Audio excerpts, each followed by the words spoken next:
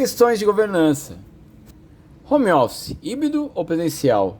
Qual é melhor? Como fica a auditoria em tempos de crise? Até onde vai a função da TI? Quando começar um novo produto? Construindo governança.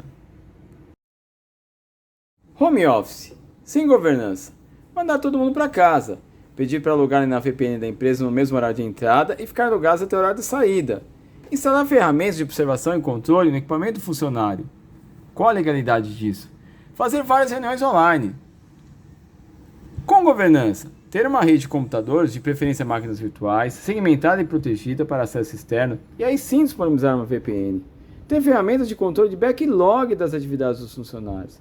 Ter mapeada as atividades das pessoas, tarefas versus serviços e projetos, com o impacto SLA definido. Fazer reuniões online curtas e planejadas para tratar impedimentos e status de entrega.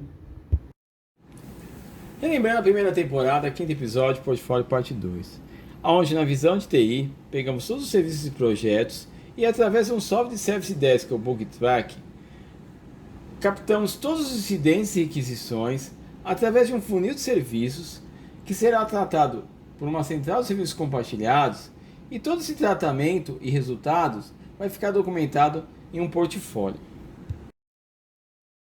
Agora, na visão do usuário, além dos serviços e projetos, vamos trazer também as tarefas. Vamos incluí-las no funil de serviços.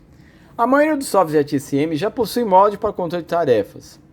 E também temos o IoT, com o qual conseguimos monitorar as falhas de operação, assim como fazíamos com os eventos através dos softwares Zabbix e dos plugins nos softwares de controle de projetos. Lembrando, a segunda temporada Entregar, Ser e Exportar, tarefa é tudo que é repetitivo. E um conjunto de tarefas pode constituir um serviço, onde o ciclo já é pré-definido. Então aí temos a importância de ter mapeado tarefa a tarefa. Então veja a importância da central de serviços compartilhados do portfólio no gerenciamento de crises. Então o mesmo catálogo de serviços que você utilizou para gerenciar os seus serviços, você vai utilizar também para gerenciar as tarefas dos usuários. Por exemplo, no nome do serviço, você vai colocar lá no catálogo o nome da tarefa. Você vai colocar também na parte de proprietários, os proprietários da tarefa, né, por realizar essa tarefa. Você também tem a parte de custos, onde você vai ter a parte de não realizar, né, qual é o impacto de não realizar essa tarefa, né? E também a parte de cobrança. Quem, em termos de usuários, você vai ter que cobrar para a realização dessa tarefa. E por fim, né, fechando a parte de dependências, você vai colocar se tem alguma outra tarefa que depende dessa tarefa, né? Ou se você tem, além dessa tarefa, você tem um serviço também que é dependente. Então, dessa forma, você passa a ter o quê? Uma gestão de crises, um comitê de crises, não só para administrar, óbvio, né, como foi a pandemia, mas para qualquer crise que venha ocorrer e você tem que gerenciar em termos de tarefas dos usuários. Trazendo para a questão do usuário, uma crise gera uma mudança. Você pode aproveitar o conceito de comitê de mudança para gerir também suas crises. Por exemplo, financeiro, queda de faturamento, é uma crise financeira. A pandemia, por exemplo, foi uma crise geral. Vimos que o comitê de mudanças é que tem o poder de alterar a matriz estratégica. Sim, vamos utilizar a ME para detalhar as tarefas a serem realizadas pelos usuários. Trazendo para a questão do usuário, vamos detalhar a tarefa na matriz estratégica, inserindo mais uma coluna. A tarefa focará mais na experiência do usuário e não tanto na parte técnica como componentes e pontos de função, ou seja, ela vai se focar mais na tarefa em si mesma. Uma tarefa pode ter vários componentes ou pontos de função. Nesse momento, inclusive, pode ser que a tarefa não tenha nenhum serviço definido, e aí vai ser necessário um User Designer para poder fazer o desenho do mesmo. Mas como definir KPIs para suas tarefas? Aí voltamos lá na primeira temporada quando fizemos um roadmap, onde levantamos ativos de processos organizacionais, ou seja, verificamos, por exemplo, atrasos em recebimentos, multas, aumento de custos, atrasos em entregas, fechamentos de processos, aumento no tempo de realização de atividades, perdas de contratos, clientes, dificuldade de fornecimento ou autuações, a parte de incidentes, apontamentos de auditoria, processos e penalizações. Isso tudo vai servir para quê? Para montar minha métrica lá no catálogo de serviços em cima das minhas tarefas e ter KPIs para trabalhar em cima disso. Em cima dos KPIs, vai ser aplicada a tabela de impacto e prioridade, que vai do 1 sem gravidade, passando pelo 2 pouco urgente, 3 grave, 4 muito grave, 5 extremamente grave, precisa de uma ação imediata. Aí o gestor vai ter uma visão de quais as tarefas ele precisa inclusive priorizar e melhorar. Depois de levantadas todas as tarefas, o seu impacto e urgência, nós vamos tratar aqui do processo de recursos humanos que a gente viu na primeira temporada, alinhar, planejar e organizar.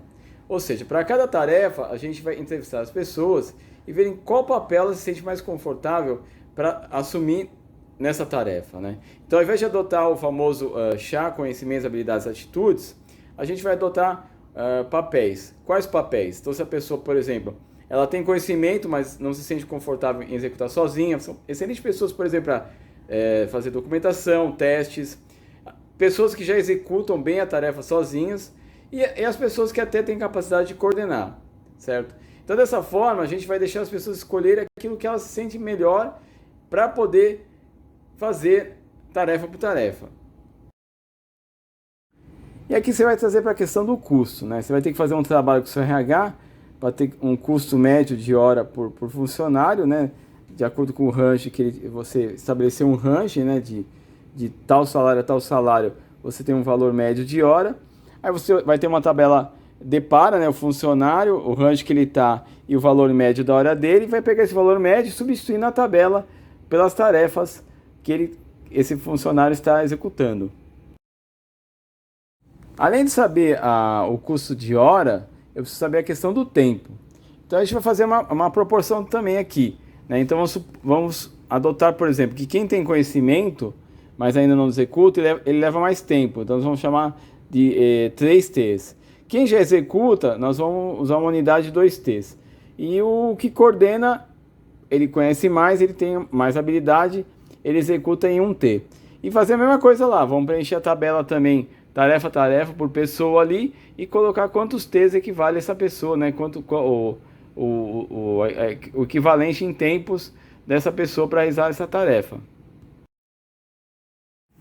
Aqui a gente vai trazer para a questão se vai melhorar, automatizar ou terceirizar. Uma vez levantados os itens por urgência, impacto, custo e tempo, a gente pode tentar tomar algumas atitudes como, por exemplo, aumentar o treinamento da equipe, diminuir o tempo de realização, diminuir o custo redimensionando a equipe, tentar diminuir o tempo ou o custo automatizando ou usando os itens levantados para uma RFP ou um memorial descritivo de terceirização. É importantíssimo, né, para questões de auditoria e também para questão de governança, você ter esses itens levantados, uma RFP e um memorial descritivo. Então, trazendo para a questão de novos produtos. Uma vez que a gente tenha levantado o impacto, a urgência, o custo, o tempo e também os riscos de não se melhorar a tarefa ou executar a tarefa e o grau, né, desse risco, a gente já está fechando o nosso telhadinho aqui, né? A gente já pode avaliar, dirigir, monitorar e a gente passa a ter nossos objetivos e resultados-chave definidos. Ou seja, a gente pode partir se vai criar novos produtos ou não. Aqui a gente também começa a avaliar a partir da funcionalidade, da usabilidade, confiabilidade e identificar produtos viáveis a serem melhorados a fim de automatizar tarefas, seja por RPA, bots ou inteligência artificial. Então, levantei minhas tarefas pelas urgências e impacto das mesas. Levantei meus objetivos, OKRs. Levantei a capacidade da minha equipe. Vou então aplicar aqui os métodos ágeis. Ou seja, para atividades em que eu tiver um impacto menor e fácil realização, eu posso aplicar, por exemplo, o Kanban, né? Então, eu brinco aqui que a gente está uma maré baixa, é o melhor momento para a gente colocar o pessoal para aprender a nadar, né? E atividades que exijam uma codificação mais incremental, maior parametrização, uma maturidade da equipe, um maior levantamento de requisitos, aí eu aplico o Scrum. Ou seja, né, eu tenho que ter as funções mais definidas, maiores detalhes, né, para poder levar o barco com segurança até a outra margem. E é isso aí, pessoal. Espero ter respondido as questões que a gente levantou no começo do vídeo e até o próximo post. Valeu!